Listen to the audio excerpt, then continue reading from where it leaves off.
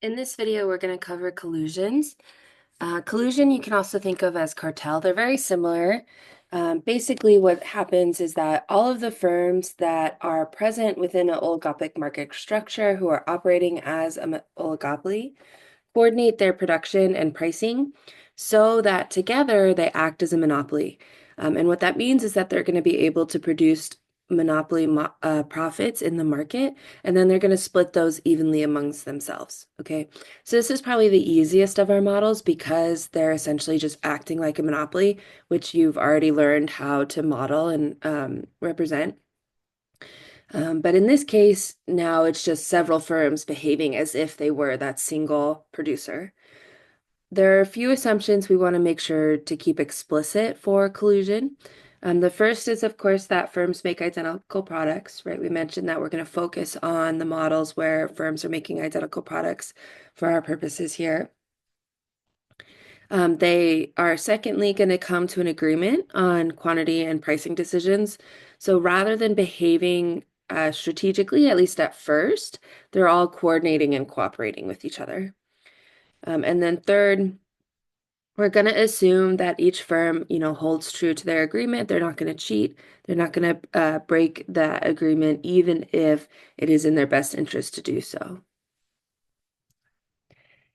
Okay, so like I mentioned, with collusions, our firms are acting like a monopoly. So any sort of analysis we do, it's essentially going to look exactly like our monopoly analysis up until the point where we identify what each firm produces. Okay, so that's where this analysis differs. But as if you look at the steps I've outlined here on the slides, I've given you a market demand curve in generalized form, and then and a given marginal cost, and average total cost, and it just follows the steps you should be familiar with. Okay, so we have this inverse demand in our market, price equal to some constant A minus B times quantity.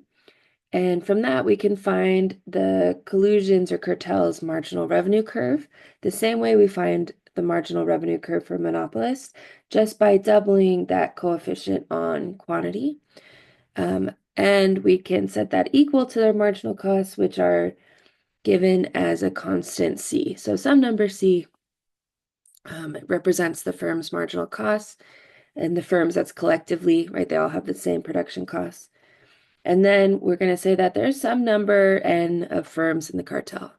All right, so if you were going to solve for the amount of output that maximizes these firms' profits, you're going to do exactly what we've done, set their marginal revenue equal to their marginal costs, right? So you can see this here. Their marginal revenue we've showed above was equal to A minus 2 times B times Q, and we just set that equal to C. All right, and then you just isolate quantity, right? So in this case, you would subtract C from both sides, add 2B times Q from both sides, right? So we can go ahead and do that here. So we would have A minus C equal to 2B times Q. Then you just divide both sides by 2B, and that gets you Q isolated, okay? So if this is a relationship, if you hate solving for quantity, you can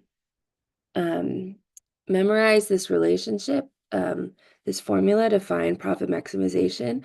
The only caveat I'm going to stress here, so if this is something you want to do, make sure just to pay attention to the caveat, is that it's only going to work for when marginal cost is a constant, right? Only when it does not vary, okay?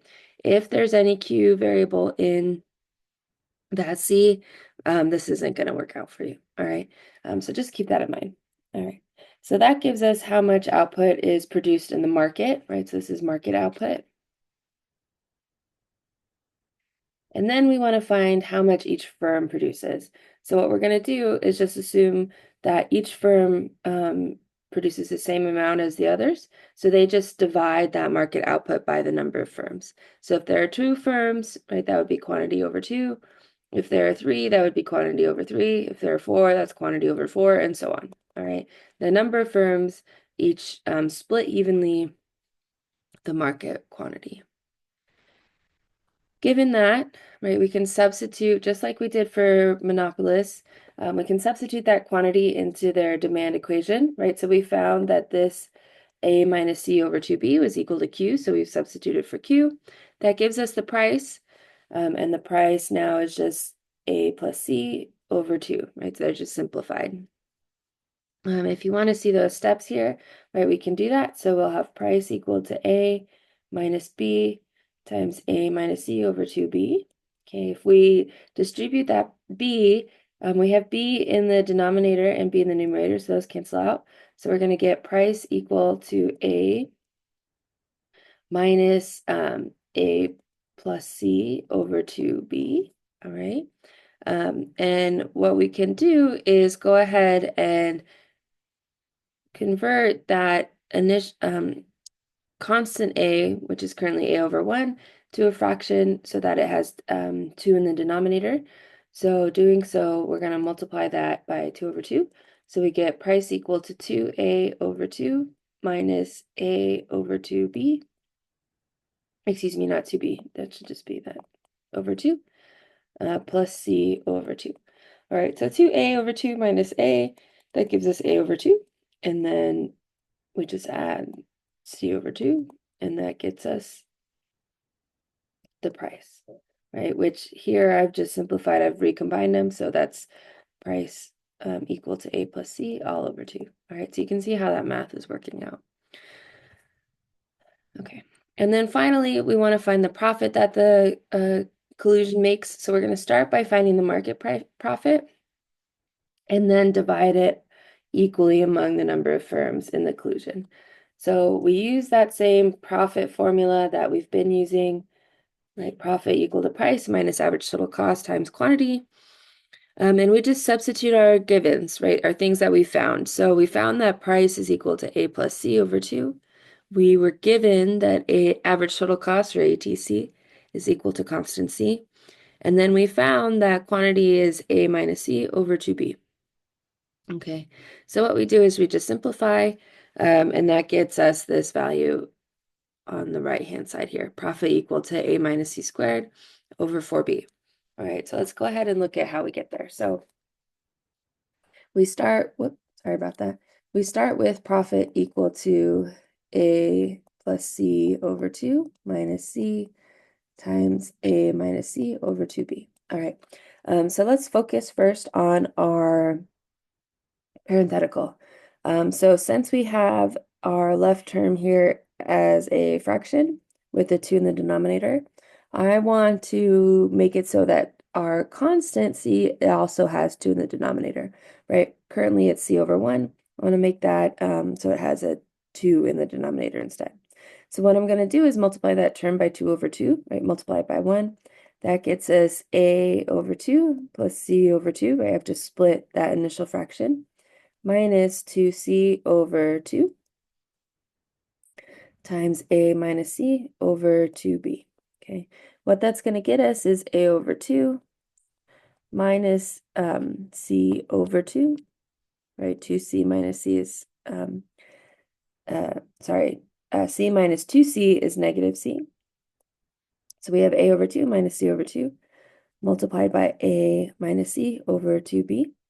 And from here, right, we're just going to do this multiplication. So what I'm actually going to do is recombine our parenthetical. So we have A minus C over 2 times A minus C over 2B. And now you can see we have that same term in the numerator. So we're going to get A minus C squared, right, that term multiplied by itself. And then 2 times 2B is going to give us 4B. All right, so that gets us profit equal to A minus C squared over 4B, which is, sorry about that, which is what we have here on the slide. Okay. So with that being said, we've worked through the general process of identifying quantity, price. Oh, one more step, sorry. So once we found the market profit, we just divide it by the number of firms, right? So they all split the profit evenly. So, whoa, I didn't even know that you could do that.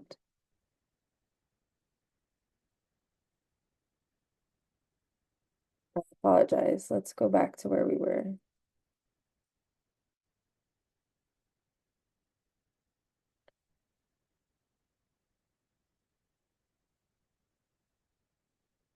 There we go. Okay. So if we have two firms, they split that profit evenly. If we have four, right, they split it four ways, and so on. Okay. It's not close. It's common, right? Six. Yeah, you get the idea. So let's go ahead and look at an example. So I'm going to switch over to a notebook.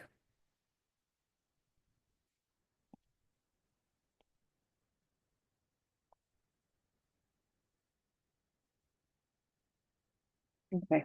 So we're going to look at a problem here where we have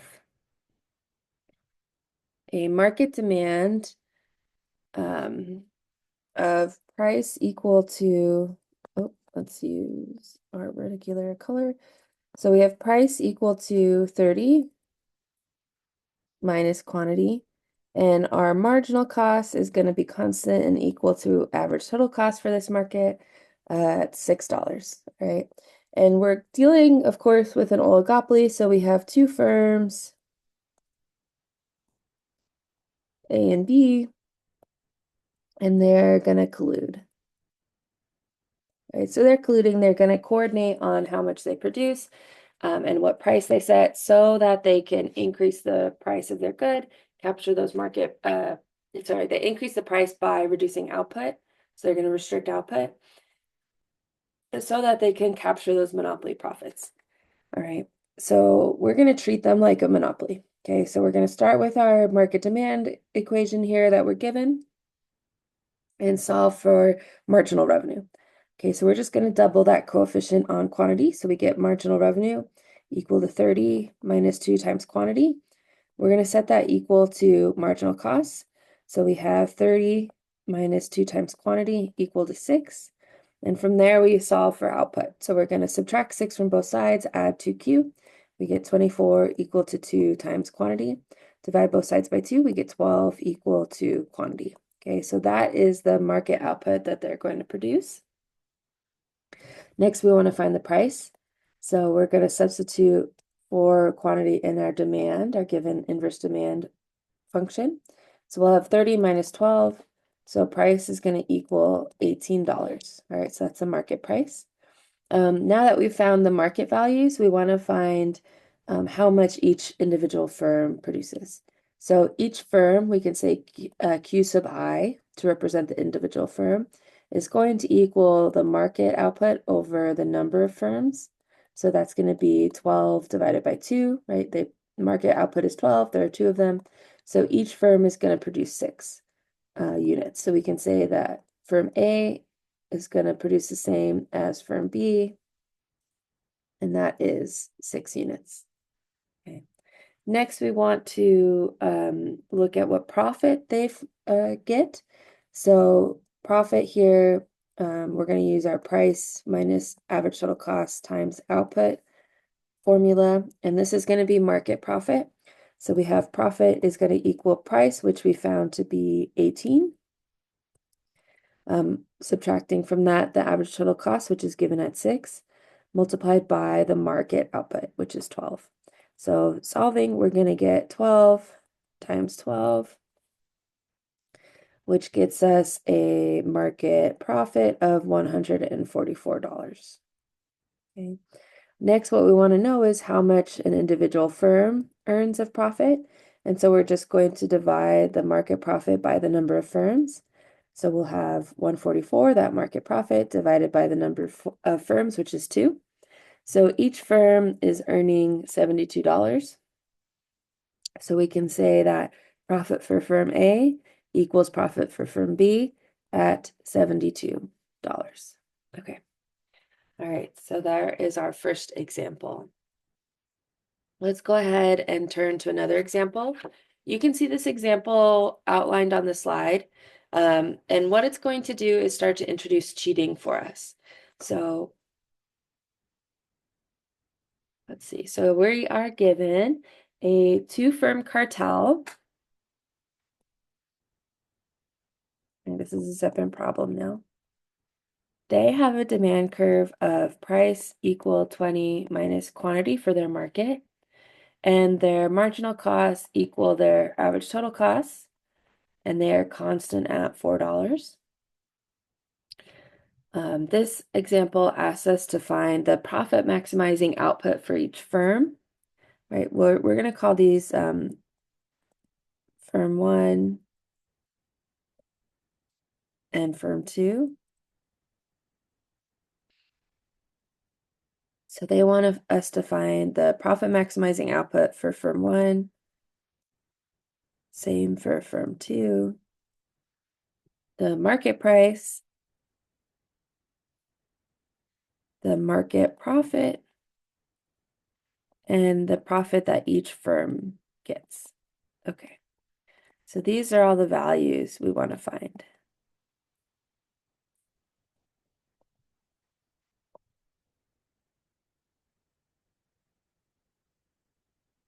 Okay, so we're going to start just like we did in the previous example problem. We're going to start by finding the marginal revenue curve for these firms. They're acting like a monopolist, so they're just responding to the market demand equation. So we're going to double that coefficient on quantity. That gets us marginal revenue equal to 20 minus 2 times quantity. We're going to set that marginal revenue equal to their marginal costs. So we have 20 minus 2 times Q equal to 4. We're going to solve for quantity. So we're going to add 2 times Q to both sides and subtract 4. So we get 16 equal to 2 times quantity. And that gives us a quantity of 8 for that market. Next, we want to find the price that they charge. So using our given inverse demand equation, we're going to have price equal to 20 minus quantity. So that's price equal to 20 minus 8, which we get a price of 12 from. Okay. And then using that information, we can find our market profit. So that's going to give us price minus average total cost times quantity. That is 12 minus 4 times 8. So that is 8 times 8, which is 64. So market output is $8. Excuse me, market output is 8 units. Market price is $12. And our profits overall for the total market is 64. Now we want to find those individual values, right? How much does each firm make and how much does each firm earn? So we know that each individual firm is going to produce quantity over N, right? Market quantity over the number of firms. So that's going to be 8 over 2. So each firm produces 4 units. So for firm 1, their profit maximizing output is equal to 4, which is also equal to firm 2's profit maximizing output. Profit here for each firm is similarly just going to be the market profit divided by the number of firms. So that'll be 64 divided by 2. So that individual profit they each earn is $32. So we can say that the profit for firm 1 equals the profit for firm 2, which is $32. Next, now we're going to introduce cheating. So this is something we haven't discussed yet with cartels, but basically what we're seeing with these cartels is too good to be true. All right. They are earning monopoly profits by decreasing their output and thereby being able to increase their price. But what a firm is going to be tempted to do is cheat by producing a little bit more, right? Because by producing a little bit more, they're going to be able to get more revenue from the total sales, right? If you sell more, you get more total revenue. But what it means for their cartel partners, right? There are other firms in the cartel, is that those firms are going to be able to sell their output at a lower price, right? So by increasing output, just even if it's just a little bit, the cheating firm is going to bring the market price down, right? Because it has to, right? People aren't going to buy usually for imperfectly competitive markets. They face a downward sloping demand curve. So as output increases, price goes down. And so those firms that are continuing to produce according to their agreed amount, in this case, 4, right, units, they're going to earn less while the cheating firm earns more.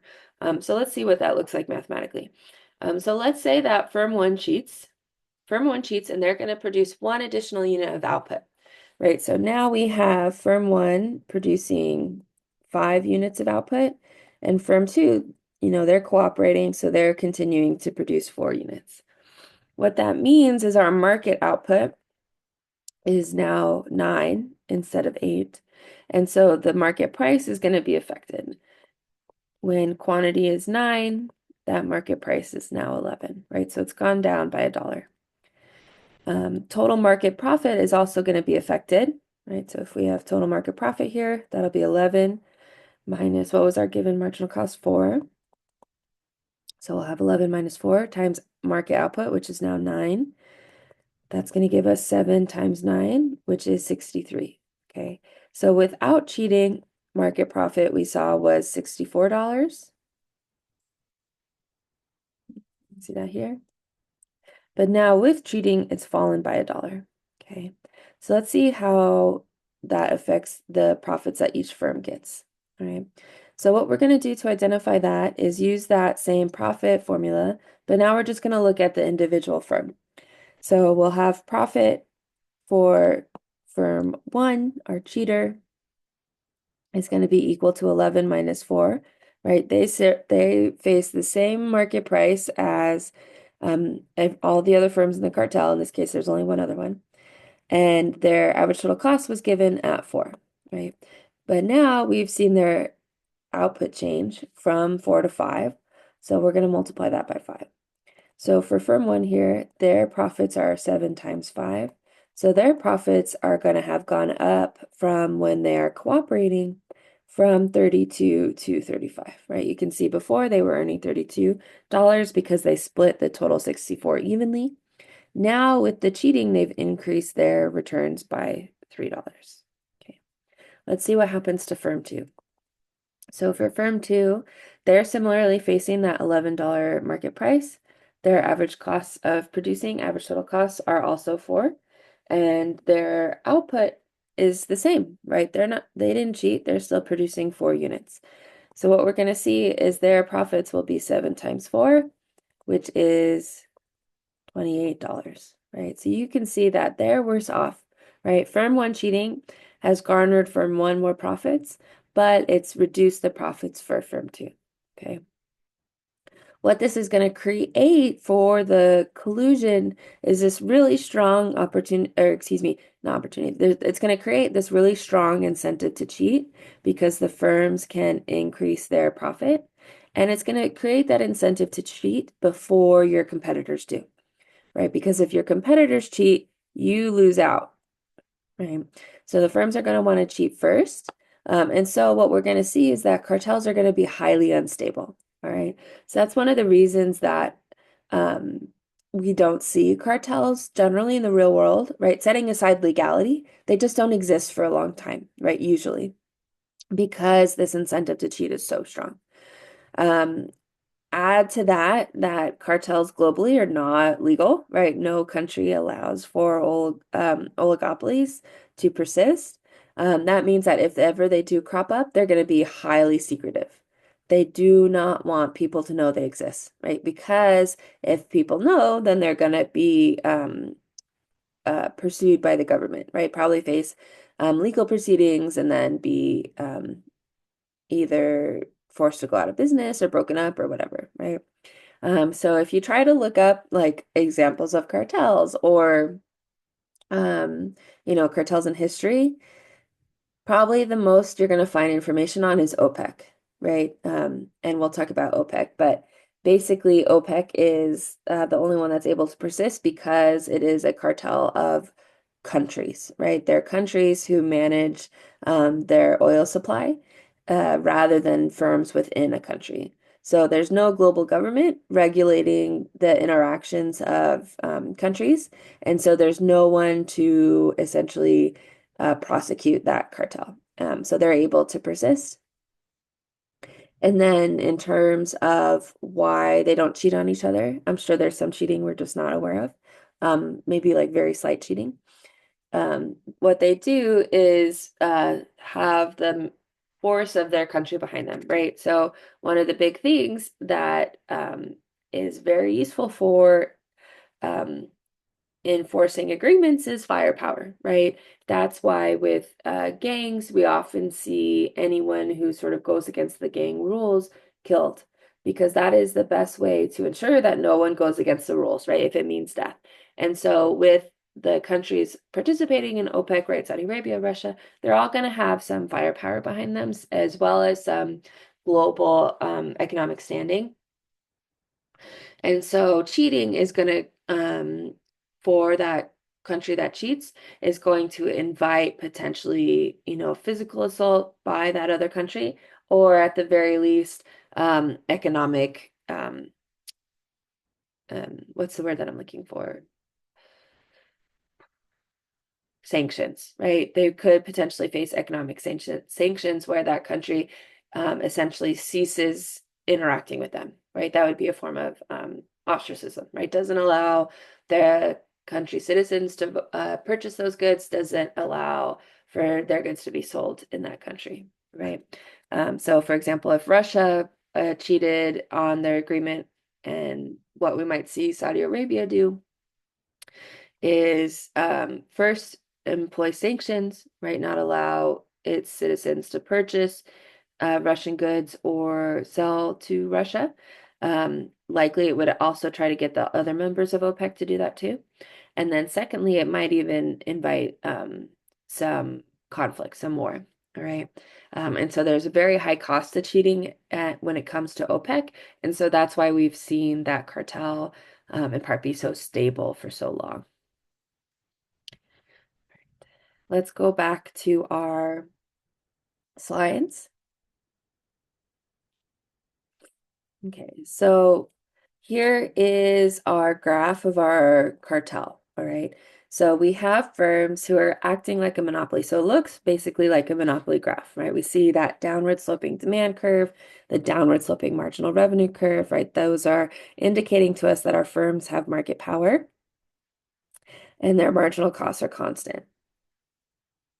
What the cartel members want to do, as you can see here from the second example we just went through, is they want to reduce their output to 8, right? They don't want to produce where price equals marginal cost. They want to produce like a monopolist would, where marginal revenue equals marginal cost. So produce 8 units as total between the two. And then they're going to add markup to whatever point consumers are willing to purchase, right, based on that demand curve, which happens to be $12. And so what they do is they generate for themselves these gains above what they would make if they were not cooperating with each other. And then they split them down the middle, right? So firm one gets one share and firm two gets the second share. Okay. What happens when the firm cheats? Let me go ahead and change my color here.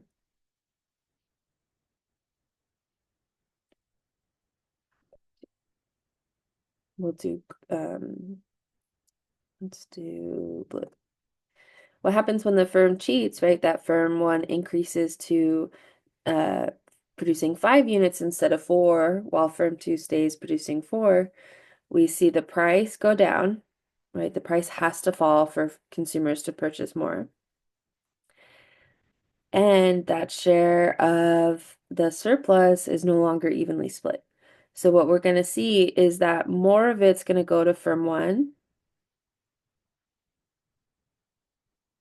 and firm two is left with less. Okay. That's going to continue until they approach that perfectly competitive market level of output. Okay. So we've looked at an example of just 2 firms, right? What we're going to see is that as cartels grow in size, the likelihood of cheating increases, right? Why is that? Well, you can think about if you've had any experience with group projects, which you have for this class, right? You have at least at minimum one other person you're working with. I think Actually, our smallest group has 3 people, so 2, and at a maximum 3, right? And if you've ever been part of a larger group project, you know that as the number of people in the group increases, the less likely it is that everybody contributes, right? Or that everyone contributes even equally. Why is that? It's more difficult to hold them accountable because it's harder to observe the effort that people are putting in, right? You have to check in on more people, you have to communicate with more people, and you have to set identifiable outcomes for them. It's the same for the cartel. If there's, 100 firms in the cartel, it's going to be really difficult to ensure that each of those 100 firms is not breaking their agreement and making just a little bit more than they agreed to. As that number of firms shrinks, it then becomes easier to see what everyone is making, right? It takes much less time, fewer resources, but also it's just more obvious because everyone is contributing a greater share to the total market output. So it's much more easy to see who is violating the agreement, if at all. As additionally, as the number of firms in the cartel increases, the impact on the others of cheating is less, right? Because that loss is distributed among the other cartel members. So the one firm is gaining, but the other cartel members are not feeling that loss wholly, right? Like we saw with our previous example, there are only 2. So the firm that didn't cheat felt all of the loss. Instead of our one firm losing, I believe it was $4 in profit, that would be split among the other cartel members. So they would maybe only lose $1. And so they're also going to be less responsive to cheating initially. And so it's going to be easier to do for those cheating firms. And so that just adds to the fragility of oligopolies, right? Cheating as this number of firms grows, who are involved in the collusion, becomes easier and easier to do and harder to enforce or like prevent. All right, we're going to stop and then we're going to look at the prisoner's dilemma.